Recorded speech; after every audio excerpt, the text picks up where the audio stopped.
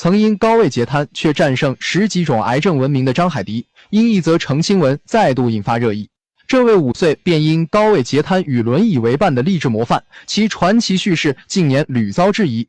网友发现他实际仅患过一次低恶性皮肤肿瘤，且早已痊愈。网传截瘫患者翘二郎腿的照片更点燃信任危机。面对是否拥有外国国籍的追问，他虽称永远是中国的海迪，却回避出示护照，加深了公众对其体质塑造者的猜测。直到2024年，他亲自发文证实，文字皆为亲笔，坦言衰老不可抗拒。